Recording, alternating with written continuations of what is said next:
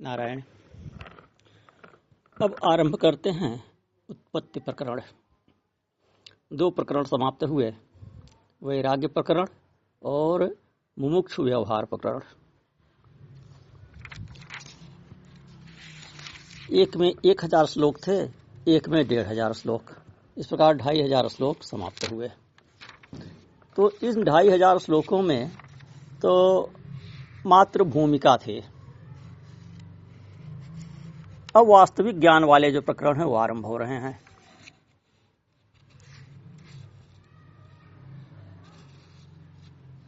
उत्पत्ति प्रकरण तीसरा प्रकरण है।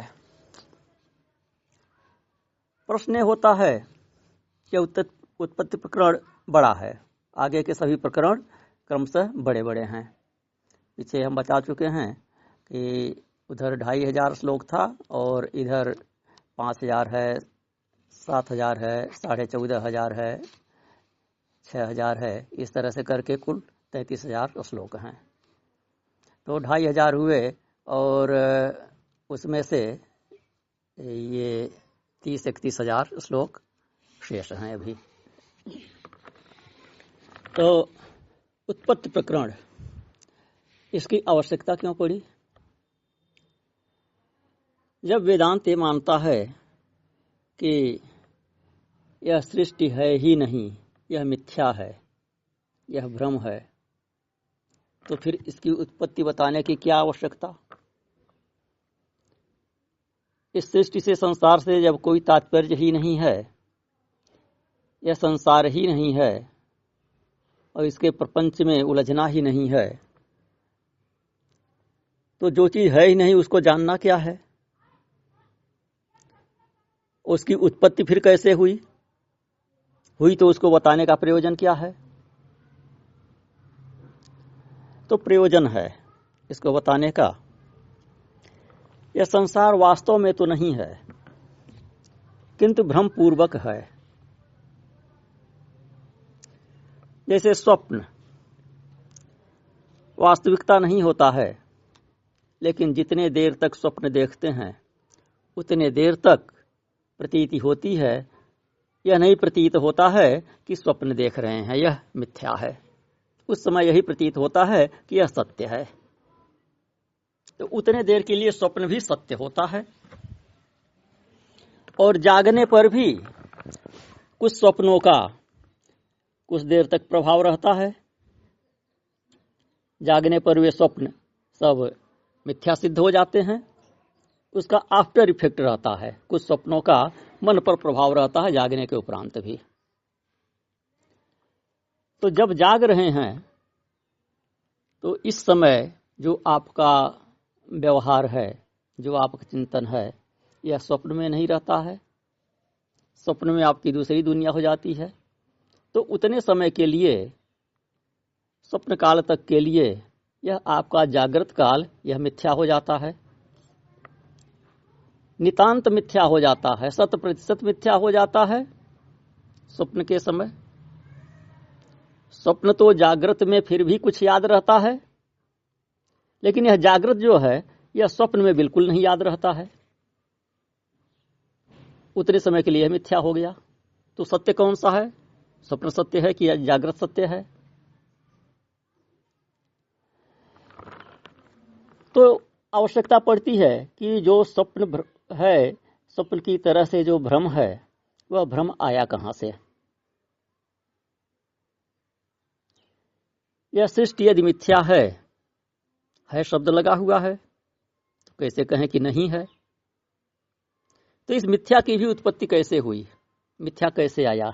यह प्रपंच कैसे आरंभ हुआ? यह भ्रम कैसे आरंभ हुआ? बंधन कैसे आरंभ हुआ? प्रतीत हो रहा है लेकिन है नहीं। प्रकृति को अघटित घटना पटीयसी कहा जाता है। अघटित घटना पटीयसी का तात्पर्य है कि जो घटना हो नहीं लेकिन उसे दिखा दे, पटुतापूर्वक, चतुराई पूर्वक उसको दिखा दे। जैसे कुशल जादूगर कोई घटना दिखा देता है, वह घटना होती नहीं है लेकिन दिखा देता है कि ऐसा हुआ। इंद्रजालिक दिखा देता है, तो उसी प्रकार से यह सारा संसार है।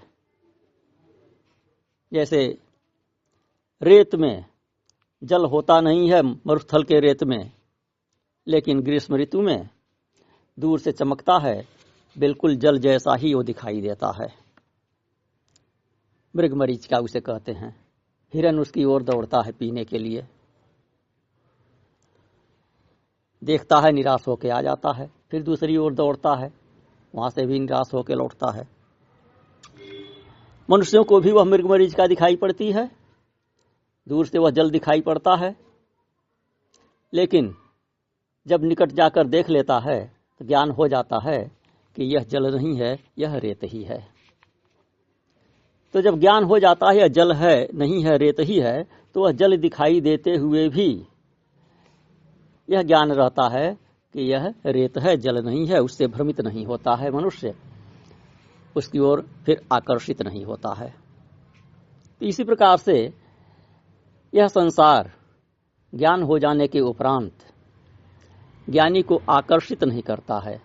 ज्ञानी इसके मोह में फंसता नहीं है। दिखाई देता है, इसका अनुभव करता है ज्ञानी, लेकिन इसमें फंसता नहीं है। जैसे मरुस्थल का रेत ज्ञान हो जाता है कि यह जल नहीं है, रेत है,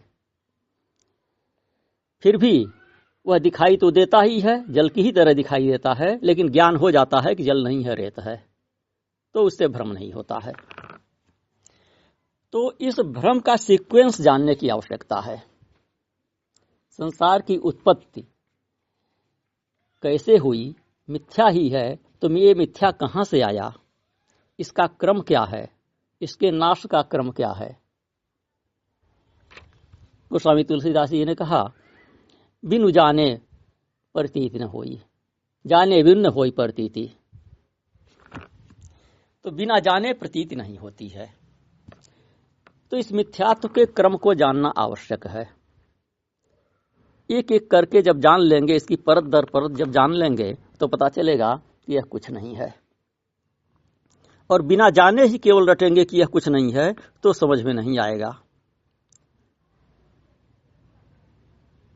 थोड़ी देर तक किसी के प्रवचन के प्रभाव से ऐसा मान लेंगे, वैराग्य उत्पन्न हो जाएगा, लेकिन शीघ्र ही वह विस्मृत हो जाएगा और दुनियादारी में मूर्खों की तरह उलझ जाएंगे। और जब क्रम से जान लेंगे कि नहीं, यह संसार है नहीं, केवल प्रतीत हो रहा है, और कैसे नहीं है, जब तर्कपूर्वक जान लेंगे तो वह बात मन में बैठ जाएगी। तर्कपूर्वक जान लेने के उपरांत फिर इससे मोह नहीं होगा। सारे कार्य व्यवहार संसार के करेंगे, संसार आपके सामने रहेगा, लेकिन आप संसार में लिप्त नहीं होंगे। तो वेदांत में अध्यारोप की प्रणाली है, अध्यारोपापवाद। पहले आरोपित करते हैं, अध्यारोपित करते हैं प्रपंच को, उसके बाद एक एक करके उसका अपवाद करते हैं। जैसे गणित के सवाल हल करते हैं तो उसमें कोई चीज कल्पना करते हैं, मान लेते हैं, मान लिया इतना बराबर इतना, उसके आधार पर फिर आगे बढ़ते हैं कि इतना बराबर इतना तो इतना बराबर कितना होगा। मान लिया इसका मान इतना है, तो फिर शेष जो प्रश्न हैं उनका फिर मान कैसे निकाला जाएगा। तो चीज होती नहीं है, मान ली जाती है केवल।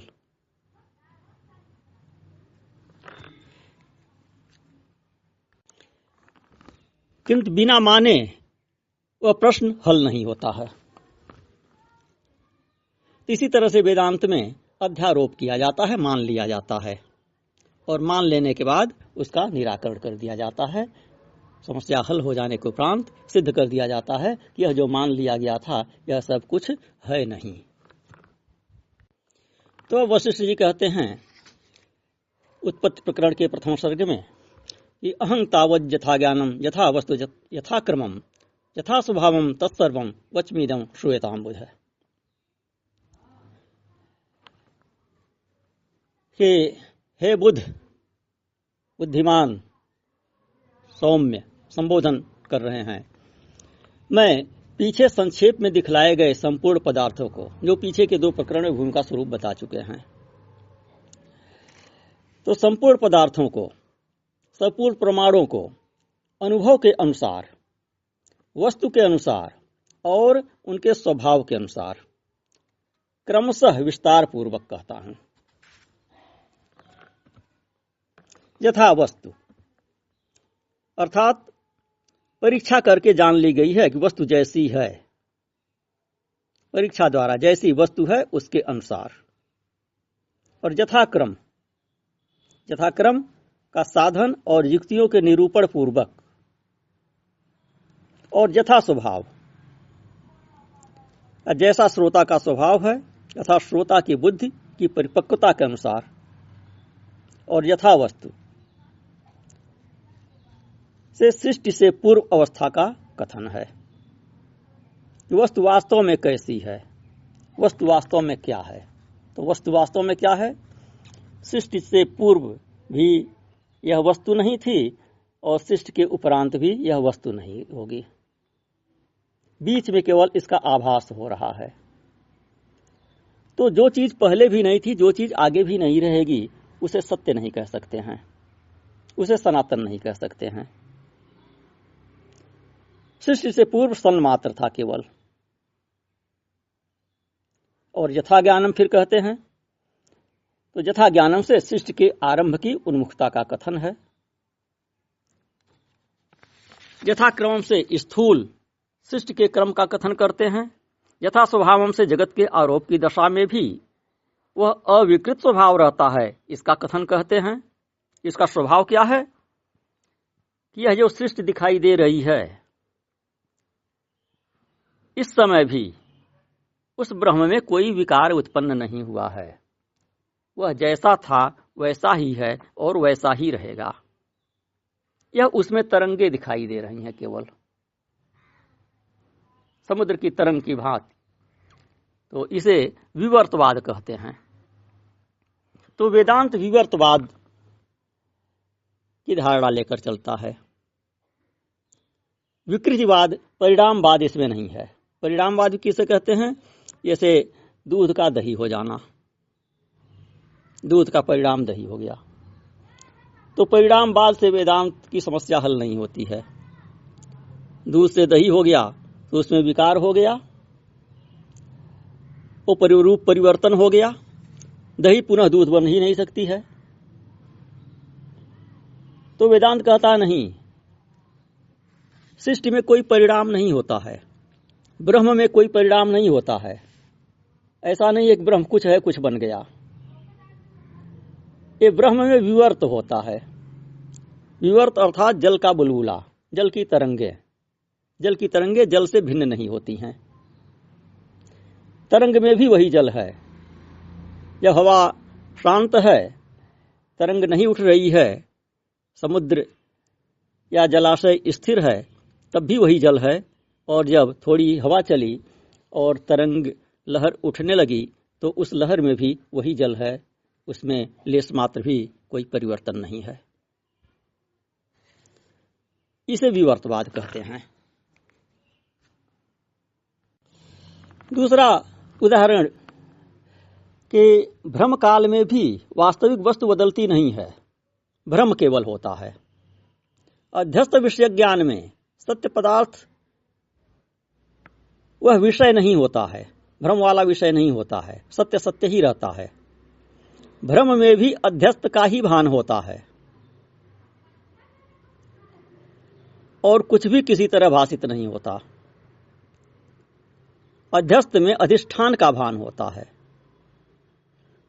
अन्य कुछ भी भाषित नहीं होता है। तो रस्सी ही सर्प के रूप में भासती है।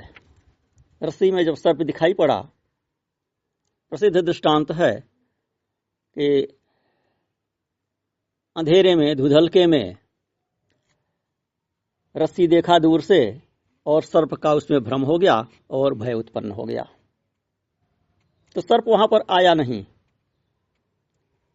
लेकिन जब तक ज्ञान नहीं है कि ये रस्सी है, तब तक डर से कांपते रहे, भागते रहे अथवा लाठी पीटते रहे।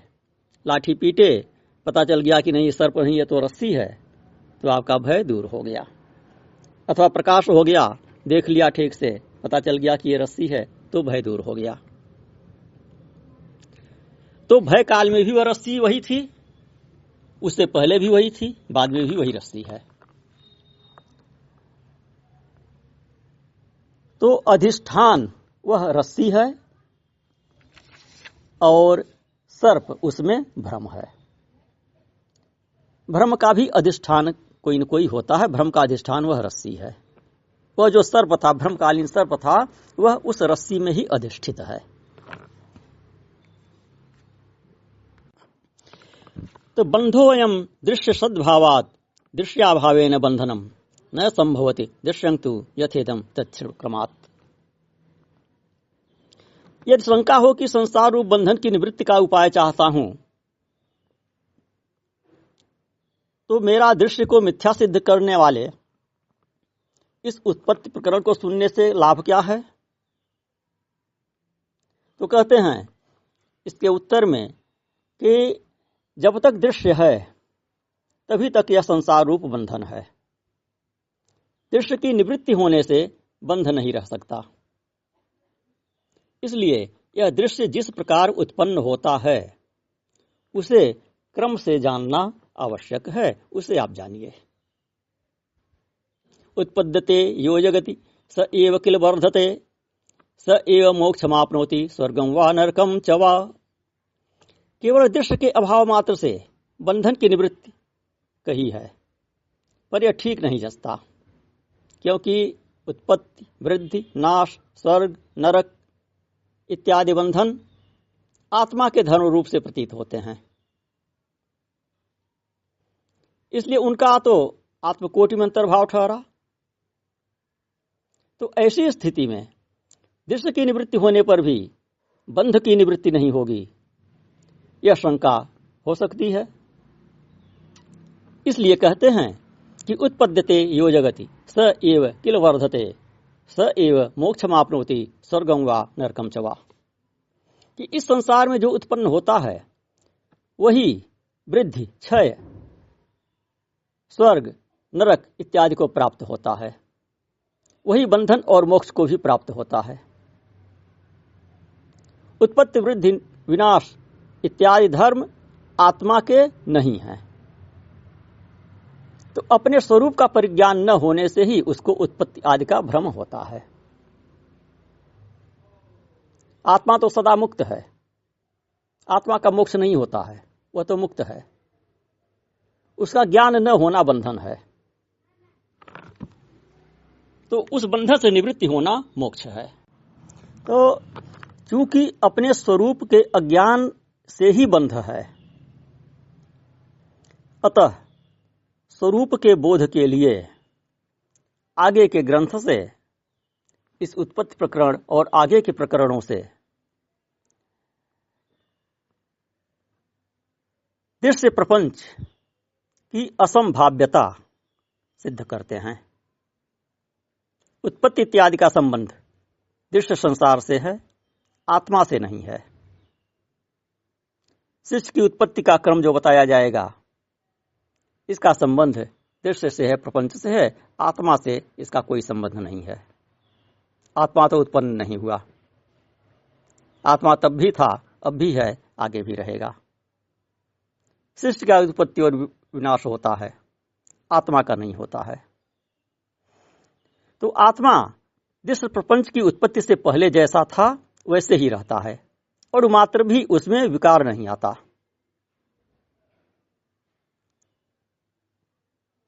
अन्यत्र भी कहा है श्रुतियों में, न निरोधो न चोत्पत्तिर न बद्धो न च साधकः न मोक्षुर न वै मुक्तिर् इत्येषा परमार्थता। कि न उत्पत्ति है न प्रलय है। उत्पत्ति और प्रलय न होने से ही न तो बद्ध है, अर्थात न तो संसारी जीव है, न साधक है, न मोक्षार्थी है, और न मुक्त है। परमार्थ की बात यही है। न कोई पापी है, न कोई पुण्यात्मा है, न कोई बंधन में है, न कोई मुक्त है, न कोई साधक है, न कोई सिद्ध है, कुछ भी नहीं है। सर्वत्र केवल आत्मा ही आत्मा है और कुछ आत्मा के अतिरिक्त अन्य कुछ है ही नहीं। यदिदं दृश्यते सर्वं जगत् स्थावर जंगमं तत्सुसुप्ता स्वप्न कल्पांते परिविनश्यति। यह जो संसार, जो चराचर संपूर्ण जगत दिखाई देता है, वह उसी प्रकार नष्ट हो जाता है कल्प के अंत में, प्रलय काल में, जैसे सुषुप्ति काल में स्वप्न भी विलीन हो जाता है। जहां जागृत और स्वप्न दोनों विलीन हो जाते हैं सुषुप्ति में, प्रगाढ़ निद्रा में, उसी प्रकार यह दृश्य जगत भी कल्पांत में विलीन हो जाता है। तदुपरांत अमूर्त होने से क्रिया रहित, परिच्छेद से शून्य अर्थात माप से रहित होने के कारण अथाह असीम, निर्धर्मक होने से अर्थात धर्म रहित होने से, संज्ञा रहित और अज्ञान से आवृत्त होने के कारण अभिव्यक्ति से शून्य अथवा प्रपंच के संस्कार का आधार होने से अभिव्यक्ति से रहित केवल सत नामक ही कोई वस्तु शेष रहती है। वह रूप रहित है, इसलिए वह तेज भी नहीं है, और प्रकाश स्वरूप है, इसलिए वह तम भी नहीं है।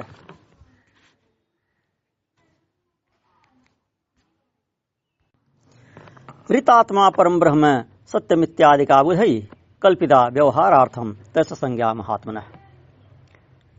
व्यवहार के लिए, समझने समझाने के लिए विद्वानों ने उस सदरूप सर्वव्यापक आत्मा के ऋत, आत्मा, पर, ब्रह्म, सत्य इत्यादि अनेक नामों की कल्पना कर रखी है।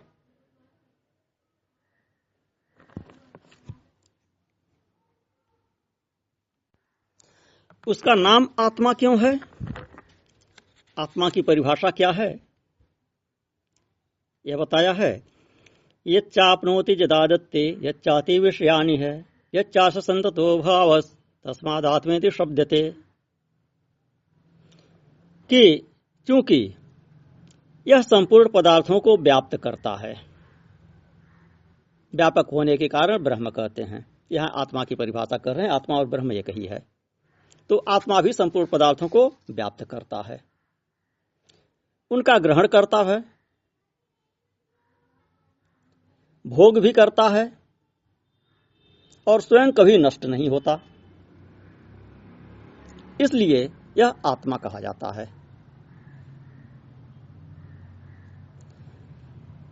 तो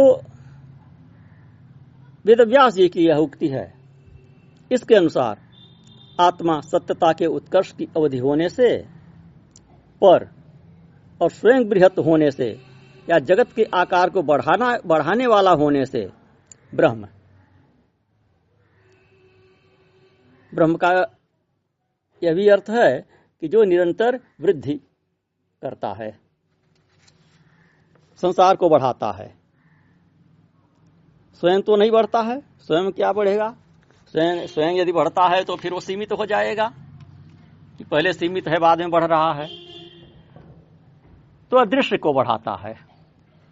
ब्रह्म स्वयं तो जैसा है वैसा ही है, दृश्यता को बढ़ा देता है। तो आकार को बढ़ाने वाला होने के कारण ब्रह्म, और विद्वानों को शास्त्र के अनुसार उसका अनुभव होता है, वह सनातन है, पहले भी था, अब भी है, आगे भी रहेगा, इसलिए उसे सत्य कहा जाता है। ये सब नाम उसके कल्पित किए गए हैं। अब अगली क्लिप में बताएंगे कि उस ब्रह्म को जीव नाम कैसे प्राप्त होता है, जीव और ब्रह्म में भेद क्या है। नारायण।